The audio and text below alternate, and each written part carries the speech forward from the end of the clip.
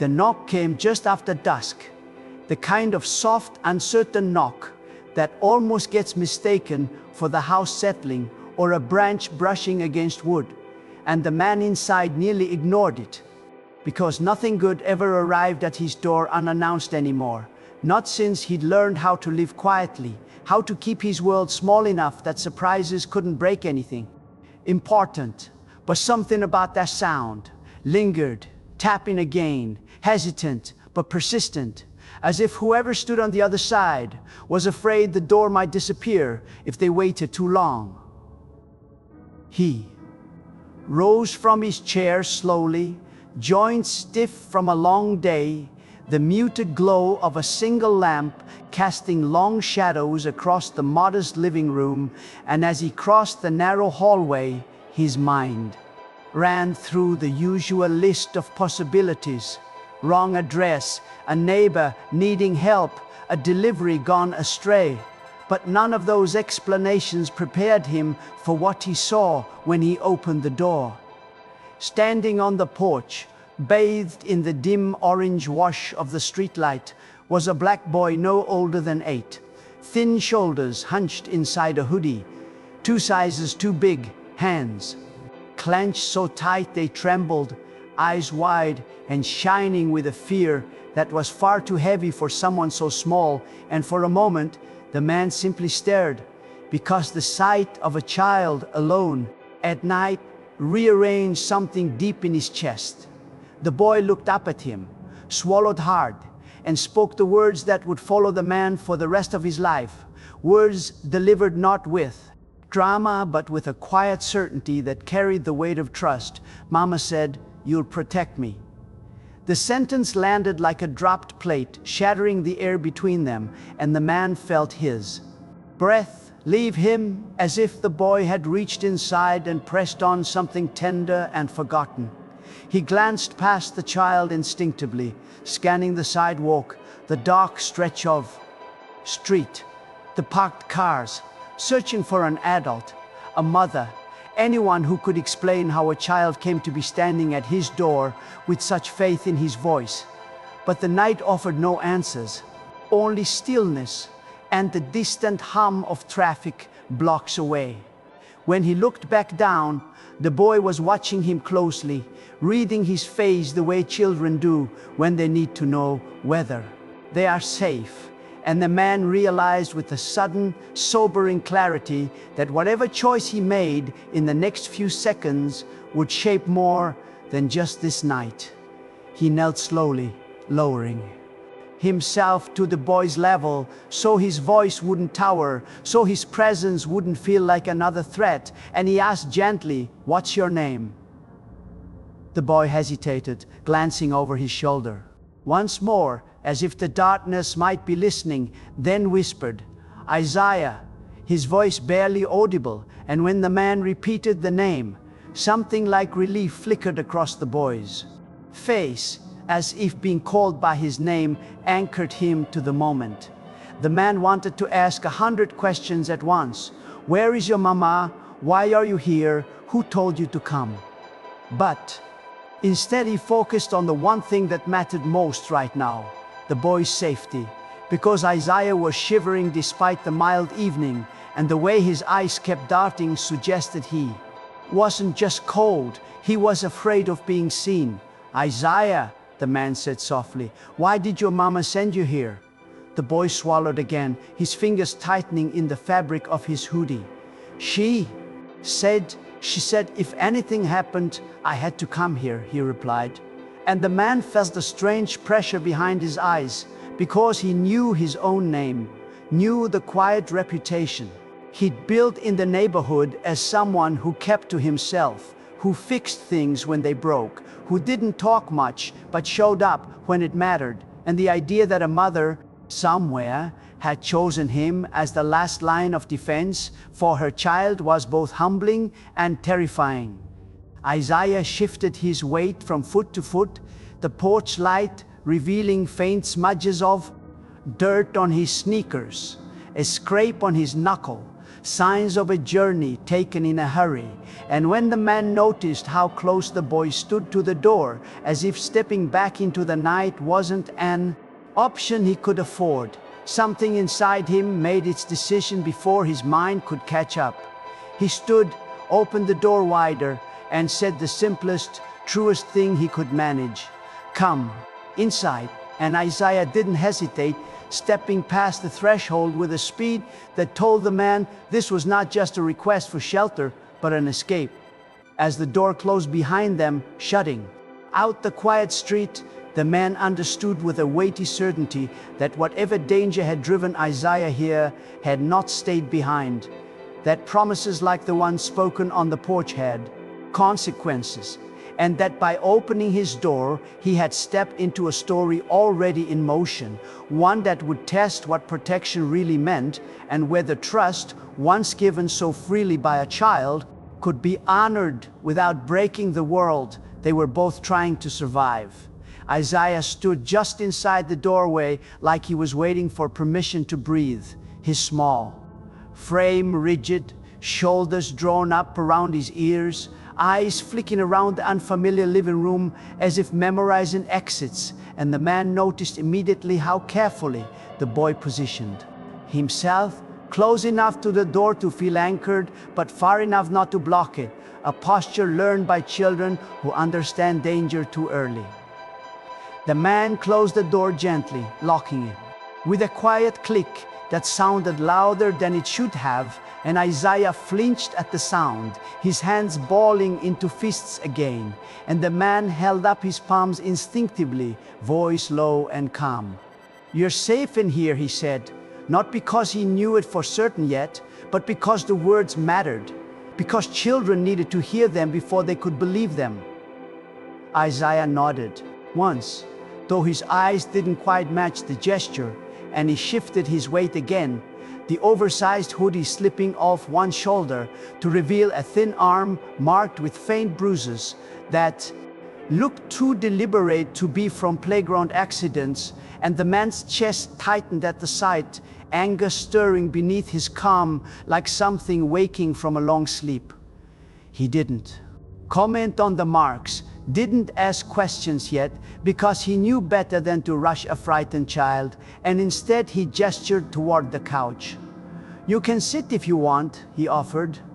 Isaiah hesitated, then perched on the edge of the cushion, feet dangling, body angled toward the hallway like he was ready to run if needed, and the man realized this wasn't just fear of the unknown. It was the instinct of a child who had learned that safety could vanish without warning. He moved to the kitchen, deliberately slow, narrating his actions so Isaiah wouldn't feel abandoned. "I'm gonna get you some water," he said, and when he returned with a glass, Isaiah accepted it with both hands, sipping cautiously as if even kindness had to be tested first. "Are you hurt?" the man asked gently. Isaiah shook his head, then paused, eyes dropping to the floor. "Not bad," he whispered, a phrase that said far more than he intended, and the man felt a familiar knot form in his stomach, the same knot he'd felt years ago when he'd learned too late that silence often hid pain. He pulled a blanket from a nearby chair and draped it loosely around Isaiah's shoulders, careful not to startle him, and Isaiah relaxed just enough to lean into it, the fabric providing a barrier between him and the world. "You want to tell me what happened?" the man asked, sitting across from him, keeping distance but staying present. Isaiah stared at the carpet for a long moment, tracing invisible patterns with his eyes, and when he finally spoke, his voice trembled. "Mama said we had to be quiet," he said. "She said someone was mad." The man nodded, encouraging without pushing. "Mad how?" Isaiah shrugged, a small, helpless motion. "Just mad," he replied. "She said if they came, I had to run. She said you'd know what to do." The man's throat tightened because he realized this wasn't a random choice. This wasn't Coincidence? This was a calculated act of faith from a mother who had weighed her options and chosen him, a near stranger, because she believed he would do what was right when it counted. "Did your mama come with you?" he asked softly. Isaiah shook his head, tears welling now, despite his effort to be brave. "She said she'd meet me later," he whispered, "but she didn't." The room felt suddenly too small, the walls closing in with the weight of that unanswered promise, and the man leaned forward, lowering his voice even further. "How long ago was that?" Isaiah wiped his nose with the sleeve of his hoodie. "It was dark," he said, as if that were the only measure of time that mattered. The man took a slow breath, grounding himself because panic would not help either of them. And he reached for his phone, glancing at the screen out of habit before setting it down again, knowing that the next steps would require thought, care, and courage. He looked back at Isaiah, meeting his gaze, and in that moment he understood that this child had not come to his door by accident. That trust like this was a responsibility that did not ask whether you were ready. And as Isaiah curled deeper into the blanket, exhaustion finally tugging at his small body, the man made a silent vow that whatever danger lay outside, whatever truth waited to be uncovered, he would not be the one who failed to protect a child who had been sent to him on nothing more than a mother's faith and a promise spoken into the dark. The words Isaiah had spoken sat between them like something fragile and dangerous all at once.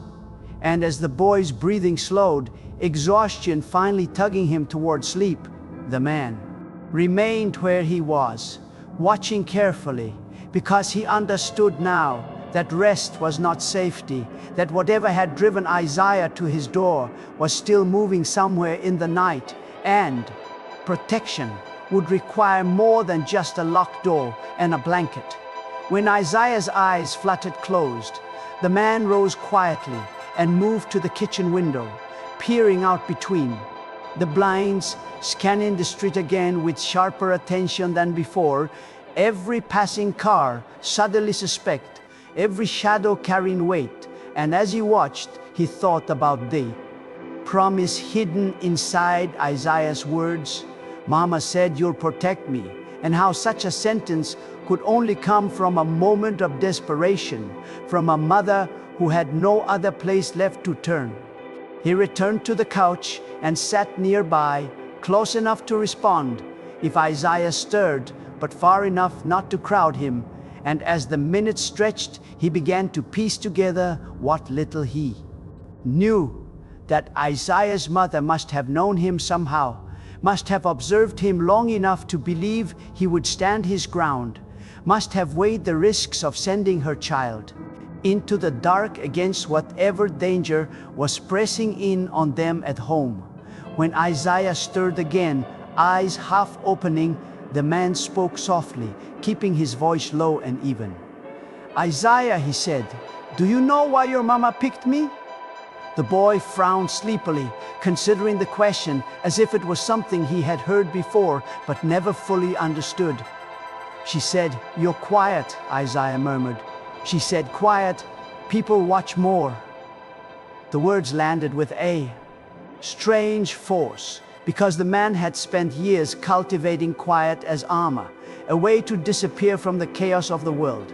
And now he realized that same silence had been seen, interpreted as strength by someone who needed it.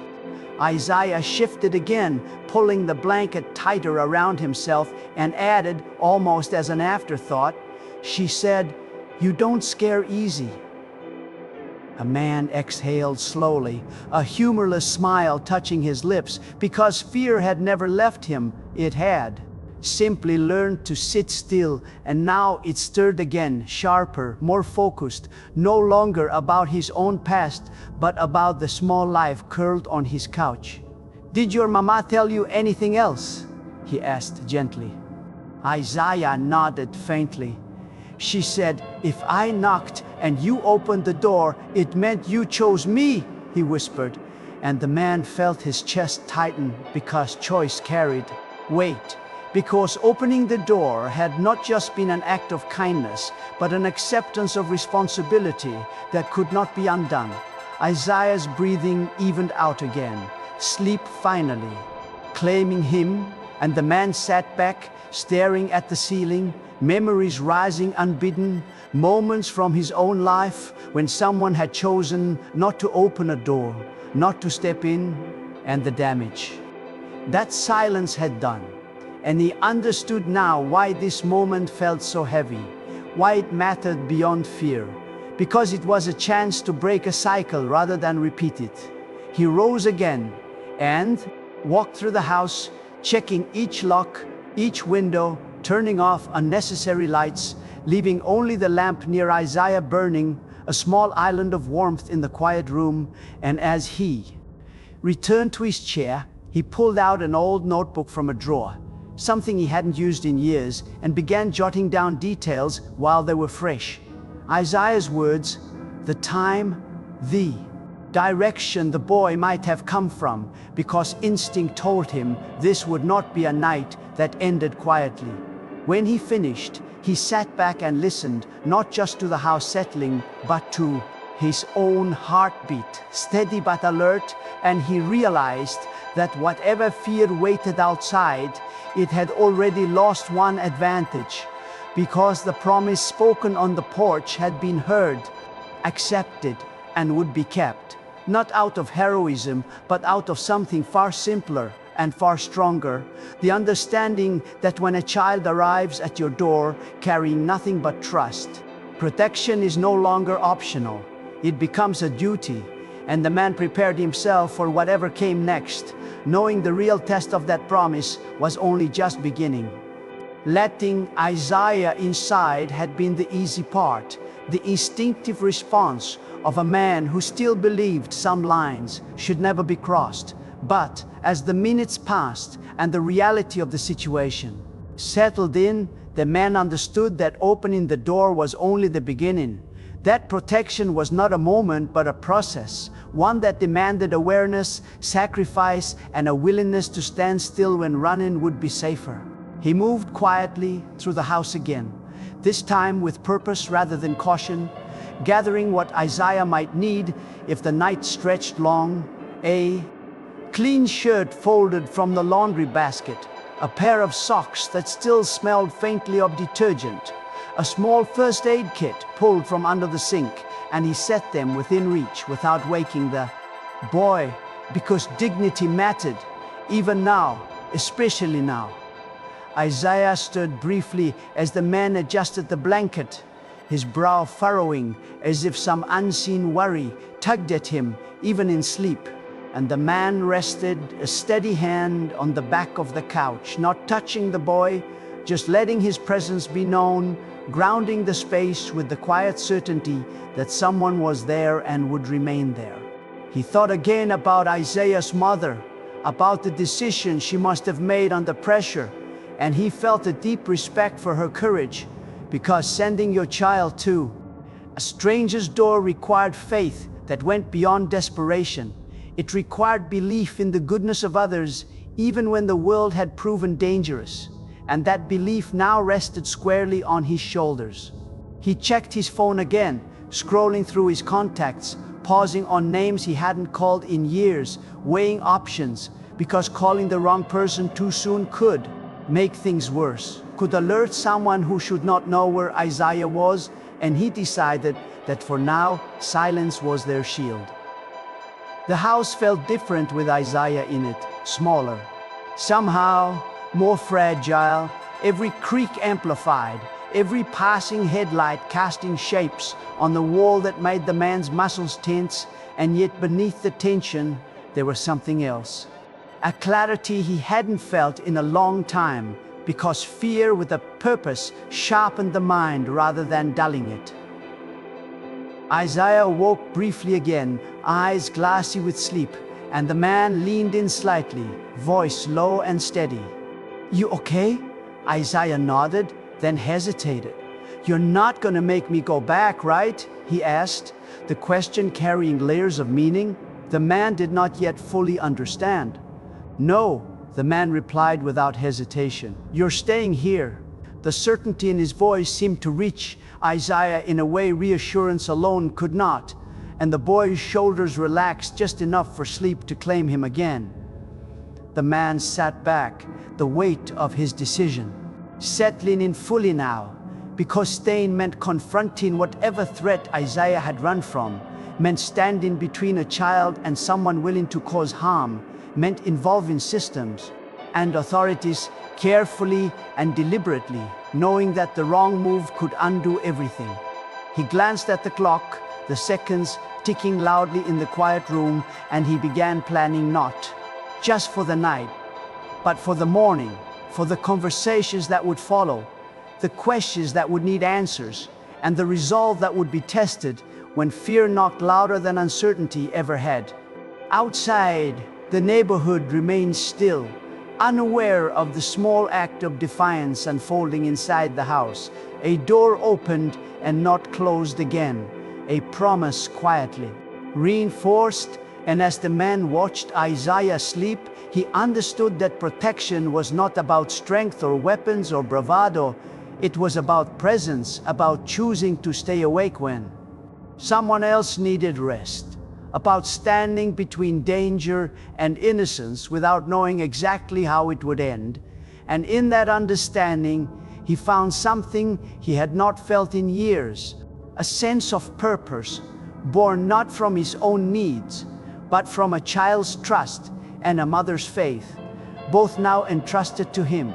Morning crept in slowly, pale light slipping through the blinds and touching the edges of the room without fully chasing away the tension that had settled there overnight, and the man woke from his shallow sleep in the chair to the sound of Isaiah shifting on the couch, the boy blinking as if unsure whether the safety he'd found was still real, and when their eyes met, Isaiah relaxed just enough to believe the night hadn't been a dream. The man stood, stretching stiff muscles, and spoke softly, "Good morning," keeping his tone gentle, ordinary, because normalcy could be a lifeline when everything else felt uncertain. Isaiah pushed himself upright, the blanket sliding down around his waist, and he nodded back, his gaze moving instinctively toward the door before returning to the man's face, and that small gesture told the man everything he needed to know about how fragile the boy still felt. He moved into the kitchen and began making breakfast, the familiar sounds of routine water running, a pan warming, bread toasting, filling the space. Was something grounding, and Isaiah watched from the doorway, curiosity and caution mixed together, until hunger won, and he took a seat at the table, hands folded in his lap like he wasn't sure what was allowed. "You like eggs?" the man asked, and Isaiah nodded quickly, eyes brightening at the simple choice, and when the plate was set in front of him, he ate with quiet focus, as if each bite confirmed the world was still holding together. It wasn't until they were halfway through the meal that Isaiah spoke again, his voice low, careful. She said not to talk too much, and the man felt his chest tighten, recognizing the echo of control in that instruction. "You don't have to talk if you don't want to," he replied, "but you can." Isaiah considered that, chewing slowly, then asked, "Is she gonna be mad?" The man met his gaze steadily. "No," he said. "She wanted you safe." Isaiah's shoulders sagged a fraction, relief and sadness mingling, and after a moment he said, "She was scared." And in those two words, the truth of the night began to surface, not as a dramatic confession, but as a child's simple observation. The man leaned back slightly, giving Isaiah space. What scared her? Isaiah traced the edge of his plate with a finger, thinking hard. "The man," he said finally. "He came back." The phrase sent a cold ripple through the man's thoughts, because "came back" implied a history, something unfinished and unresolved, and he kept his voice calm as he asked, "Who is he?" Isaiah shook his head. "I don't know his name," he said. "Mama said not to say it." The man nodded, understanding the Layers of fear wrapped around that silence. Did he hurt her? Isaiah hesitated, then shrugged. He yells, he said. He breaks stuff. The man clenched his jaw, anger flaring but contained, because he knew pressing too hard could shut Isaiah down, and instead he said, "Did he hurt you?" Isaiah looked down, his answer coming in a whisper, "Sometimes." The word hung heavy in the air, and the man took a slow breath, steadying himself, because this was the moment where truth demanded action, where staying quiet would be a betrayal of the trust Isaiah had placed in him. He reached across the table, not touching Isaiah, but letting his presence fill the space. "Thank you for telling me," he said. "That was brave." Isaiah glanced up, surprised by the word, and the man continued, "What you told me helps me keep you safe." Isaiah nodded slowly, absorbing that idea, and after a pause he added, "Mama said if he came back, she couldn't keep me there anymore." The man's mind raced, piecing together a picture of a mother under threat, trying to shield her child with the last option she had left, and he realized now that Isaiah's arrival was not just about protection from an immediate danger, but about breaking a pattern before it hardened into something worse. He stood and began clearing the dishes, using the motion to think, because the next steps mattered, and when he turned back to Isaiah, his voice carried a quiet resolve. "We're gonna figure this out," he said. "We're gonna make sure you're safe, and we're going to help your mama too."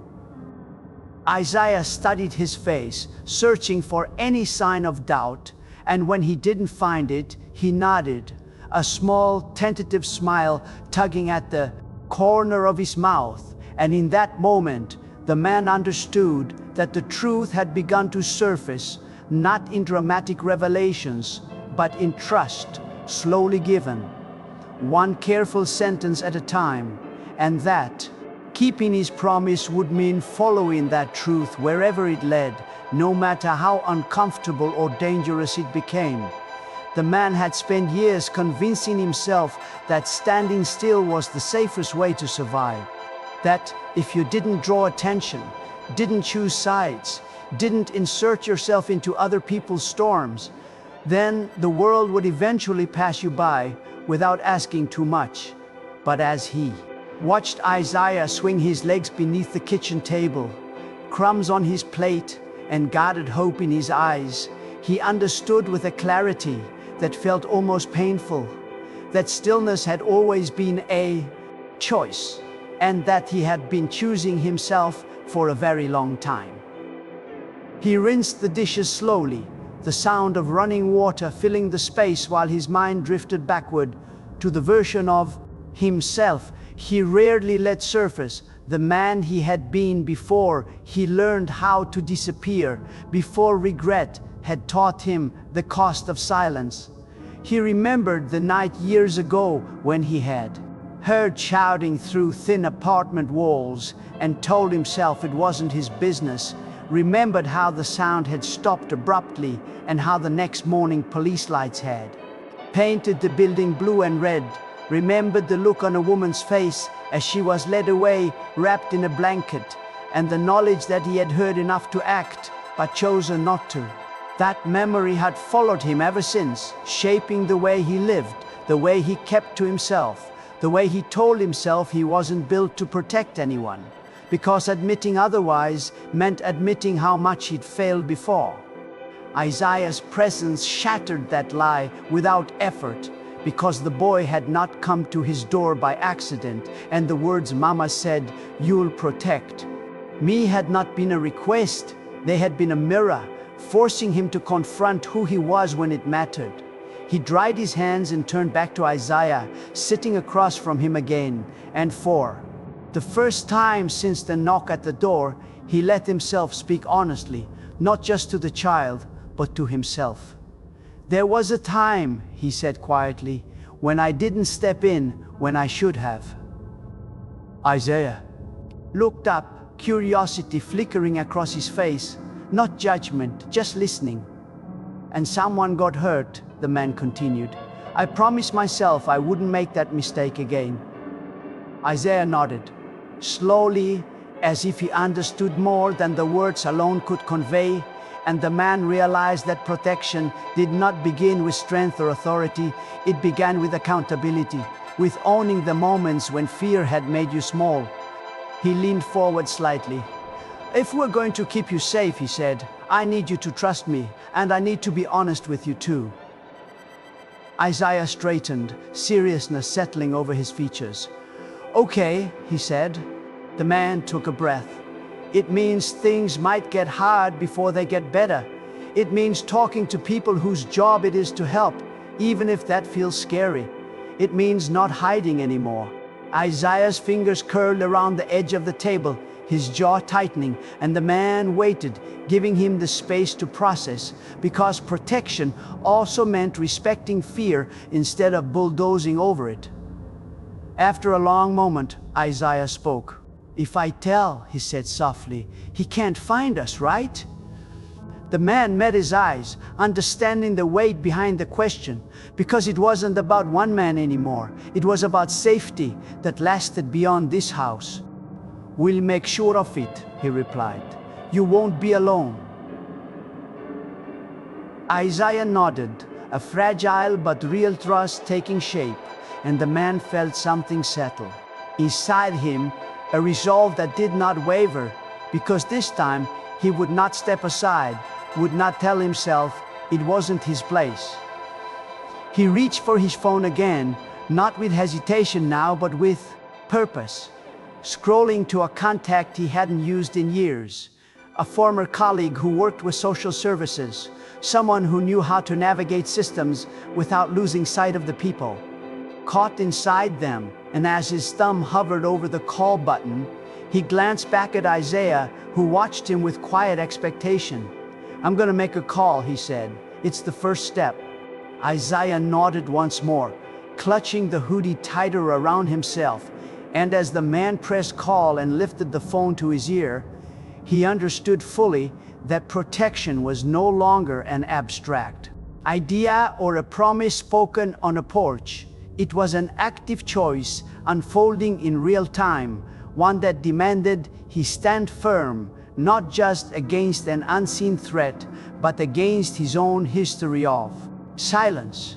And for the first time in a long while, he did not look away. Fear did not announce itself loudly when it returned. It crept back in on small details, a car idling too long at the corner, a shadow lingering near the mailbox, the way Isaiah stiffened whenever footsteps passed the house, and the man felt the tension coil tighter with every hour that passed.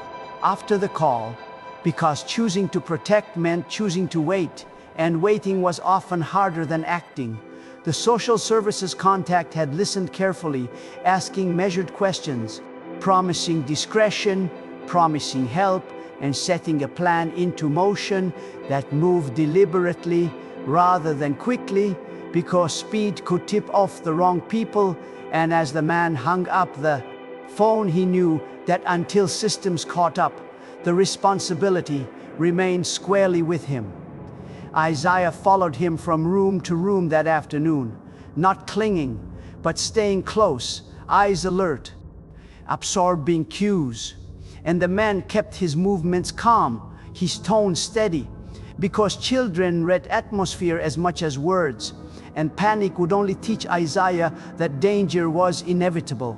He secured the house further, checking locks again, closing blinds without drawing attention, setting lights on timers so the place would look occupied, even if they moved to a different room. And each small action reinforced the unspoken truth that protection was built from preparation as much as courage. When a knock sounded again just after sunset, sharper this time, louder, both of them froze, Isaiah's breath catching as his eyes flew to the door, and the man felt his heart thud once hard before settling, because he had known this moment might come. He motioned Isaiah toward the hallway, voice low and controlled. Bathroom, he whispered. Lock it. Stay quiet. Isaiah hesitated only a second before obeying, fear flashing but trust holding, and the man waited until the door clicked shut before moving toward the front door, every sense heightened, every step deliberate. He did not open it immediately, standing just to the side, listening, and through the wood he heard a voice, rough, impatient, a man asking for someone by name, Isaiah's mother's name, and the sound sent a cold jolt through him because it confirmed what he already suspected, that the threat had not disappeared, it had followed. "Nobody here by that name," the man called out evenly, his voice carrying confidence. He felt only because Isaiah was counting on it. There was a pause, the scrape of a shoe on concrete, and then the voice came again, closer to the door, sharper now. "I know she was around here," the man outside said. "Saw the kid." The man's jaw tightened, anger rising, but he kept his tone flat, unprovoked. "You're on private property," he replied. "You should leave." Another pause, stretched, heavy with calculation. And for a moment, the man wondered if the door would be tested, if this would turn into something physical, but then the voice scoffed, muttered something under its breath, and footsteps retreated, the sound of them fading slowly rather than quickly, as if the person outside wanted to be remembered. The man did not relax immediately, waiting until the silence settled fully before moving, and when he finally exhaled, it felt like he'd been holding his breath for hours. He went to the bathroom door and knocked softly. "It's okay," he said. "You can come out." Isaiah emerged cautiously, eyes wide, and when he saw the man's steady expression, he released a breath he hadn't realized he was holding, stepping closer, not touching, but near enough to feel anchored. "Was it him?" Isaiah whispered. The man nodded once. "He won't be back," he said, not because he knew it for certain, but because certainty mattered right now, and even if he tries, we're ready. Isaiah nodded, absorbing the reassurance. And in that moment, the man understood that fear had knocked back, testing the promise made on the porch, and that protection was not about the absence of danger, but about the willingness to face it without passing the cost on to a child. And as he guided Isaiah back to the couch, staying alert, staying present, he knew this night had marked a turning point. Because once fear showed its face and was met without retreat, it lost some of its power, and the promise spoken in the dark grew stronger, held not by words alone, but by action when it mattered most. The cost of keeping the promise made itself known in quieter ways after that night, in the hours of sleep lost to listening, in the constant awareness that safety required vigilance long after fear had stepped back into the shadows, and the man understood that protection was not a single act of defiance, but a series of choices that demanded time, energy, and the willingness to let your own life be rearranged. Isaiah slept lightly, waking at small sounds, and the man adjusted his routine to match the boy's rhythms, staying nearby, speaking softly when he stirred, letting him know without words that he was not alone. And in doing so, he felt the shape of his days change, priorities shifting around the simple need to keep a child safe. Social services followed, through carefully arranging meetings in neutral spaces, asking Isaiah questions with patience and respect, and the man stayed close during every conversation, his presence a steady anchor, because trust once broken took time to rebuild. And he refused to let Isaiah feel like he was being handed off now that the danger had been named. The process was slow, frustrating. At times, paperwork and protocols piling up like obstacles, and there were moments when the man felt the weight of it all pressing in, when he wondered what it would have been like to close the door that first night and return to the quiet life he had built. But those thoughts never lasted long. because all it took was one glance at Isaiah's face, calmer now, eyes less guarded, to remind him that some costs were not losses but investments. The stranger who had opened his door began to feel the strain in other areas too: missed work, conversations avoided, friends noticing his absence without knowing why. And he accepted those consequences without complaint, because promises, real ones, always ask for something in return.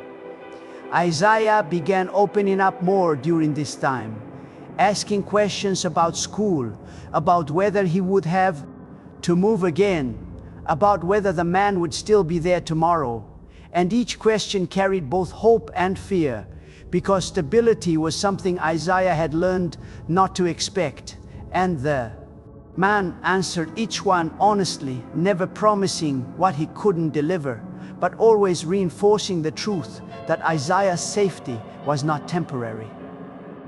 When the authorities moved to confront the man who had come looking that night, the process was handled deliberately, ensuring Isaiah and his mother were protected before any action was taken, and the man felt a grim satisfaction in knowing that standing his ground had bought them time, had allowed systems to move in a way that reduced risk rather than escalating it.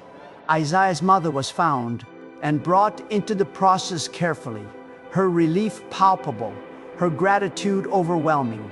And when she finally stood in the same room as her son again, tears streaking her face as she held him tightly, the man stepped back quietly, giving them space, understanding that protection sometimes meant knowing when to move out of the frame. The reunion was not perfect or easy. There were questions to answer, healing still to come, but it was real, and the man felt something settle in his chest as he watched Isaiah cling to his mother, because this was the outcome the promise had been pointing toward all along. As the days passed and the immediate crisis eased, the man felt the exhaustion catch up with him, the physical and emotional toll of staying alert, staying strong, but he did not regret it, because the cost of keeping the promise had been paid willingly, not out of obligation or pride, but out of the understanding that trust, once given by a child, was worth protecting even when it demanded more than comfort ever could. And in that understanding, he found a quiet pride, not in what he had done, but in what he had chosen not to do, which was to look away when it mattered most. Isaiah's mother stood a little straighter in the days that followed, as if the fear that had bent her shoulders for so long was finally loosening its grip. And when she spoke to the man who had kept her son safe, her voice carried that depth of gratitude that words struggle to hold, because she understood better than anyone what it had cost him to say yes when she had whispered his name to her child as a last hope. She explained pieces of the story slowly, choosing her words with care, describing a life that had narrowed under pressure, a relationship that had turned volatile, a man who had learned how to intimidate without leaving marks. And the moment she realized that staying meant putting Isaiah in danger she could no longer control, she spoke of watching the man across the street for months, noting how he fixed the neighbor's broken fence without being asked, how he stepped in quietly when kids were arguing too close to traffic, how he carried himself with a calm that did not seek attention, and how, when she ran out of options, that calm had looked like safety. Hearing this, the man felt the weight of her faith more fully than before, because it had not been blind trust but careful observation, a mother's instinct, sharpened by necessity. And he accepted her thanks without deflection, understanding that honoring it meant continuing to show up, not retreating back into anonymity, now that the danger had been addressed. Authorities worked through the next steps with deliberate care, ensuring Isaiah and his mother were placed somewhere secure, coordinating legal protections, and the man remained involved where he could, attending meetings, answering questions, offering stability simply by being present. And Isaiah looked to him often during those moments, seeking reassurance, not with words but with glances that asked whether this safety would last.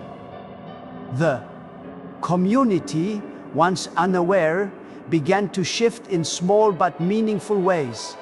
Neighbors checking in more often, people asking how they could help without prying, and though the man did not seek attention, word traveled quietly about what he had done, not framed as heroism, but as an example, a reminder that protection did not always come from authority or force, but from ordinary people willing to accept responsibility when it landed at their door. Isaiah's mother insisted on staying in touch, not out of obligation, but because a bond had formed in crisis. And when Isaiah hugged the man goodbye one afternoon, holding on longer than expected, the man felt a tightness in his chest that surprised him, because he had not anticipated how deeply the promise would reshape his life, how letting a child inside had also let purpose back in. As they walked away together, Isaiah turning once more to wave, the man stood on his porch and understood that the trust placed in him had not ended with danger passing. It had become a legacy, a reminder that some choices echo far beyond the moment they are made, and though the house would grow quiet again, it would never return to the emptiness it held before, because it had been a place of refuge when it mattered, and that truth would stay with him, shaping how he listened, how he acted, and how he understood the simple, powerful meaning of protection. In the months that followed, the changes moved slowly but unmistakably, like the steady turning of soil after a long drought, and Isaiah's life began to take on a shape that felt less fragile, more rooted, built not on fear, but on routines that reminded him he belonged somewhere beyond survival. School became a place of cautious discovery rather than dread. Teachers aware of his history without defining him by it. Classmates who learned his name before his story, and each day he walked through those doors was another quiet victory over the nights he had spent running. His mother worked through her own healing alongside him, navigating counseling, legal processes, and the hard work of rebuilding trust in a world that had betrayed her sense of safety. And though there were moments when exhaustion threatened to pull her under again, she held on to the knowledge that her decision, painful as it had been, had given her son a chance to grow without constant fear. The man remained present in their lives, not as a replacement or a savior, but as a steady figure Isaiah could count on, someone who showed up for school events when invited, who listened without judgment when Isaiah talked about nightmares or worries, and who demonstrated through action that protection did not end when the immediate danger passed. Their connection settled into something natural, a quiet understanding forged in crisis and sustained by consistency, and Isaiah learned that trust could exist without strings, that adults could keep promises even when it required patience and sacrifice. The man himself changed in ways he had not anticipated, finding that the silence he once clung to had softened into attentiveness, that he noticed more, listened harder, and felt less inclined to look away when discomfort surfaced, because he had seen firsthand what happened when someone chose to engage rather than retreat. His house, once a place of solitude, carried traces of laughter and conversation now, echoes of a boy who had found safety there, and a reminder that purpose did not always arrive with fanfare. Sometimes it came with a knock at the door and a simple request for protection. As time passed and legal matters reached their conclusions, accountability took shape, not as revenge, but as consequence, ensuring the threat that had driven Isaiah into the night could no longer return to haunt him. And that certainty allowed healing to deepen, to take root in ways that felt sustainable rather than temporary.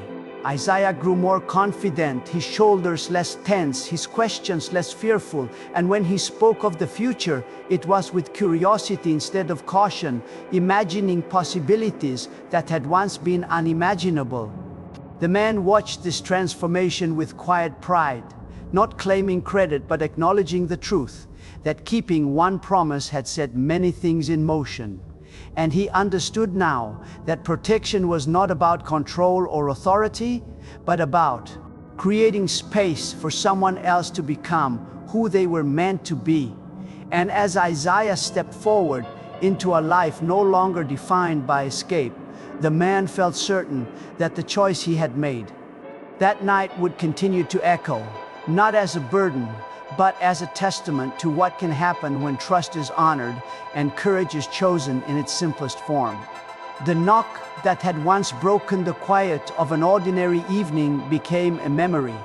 The man carried with him not as a burden, but as a compass, something that quietly redirected the way he moved through the world.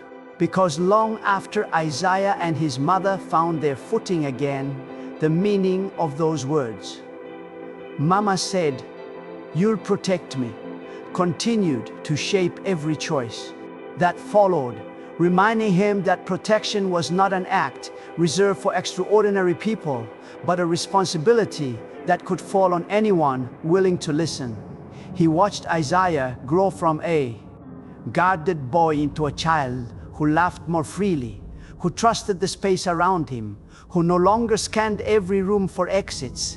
And in those small changes he saw the power of consistency, of showing up again and again without asking for recognition.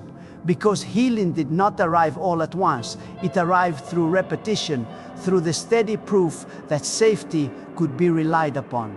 Isaiah's mother rebuilt her life with determination and humility, never forgetting the night she had trusted a stranger with her most precious thing. And she carried that lesson forward, teaching her son that courage did not always look like strength. Sometimes it looked like asking for help, like knowing when to run and when to believe in the goodness of others. The man returned to his quieter routines eventually, but he was not the same person who had once avoided attention and responsibility, because now he understood that silence could be either a shield or a failure, depending on what you did with it, and he chose, whenever he could, to use his calm presence to intervene, to notice, to act before harm had a chance to settle in.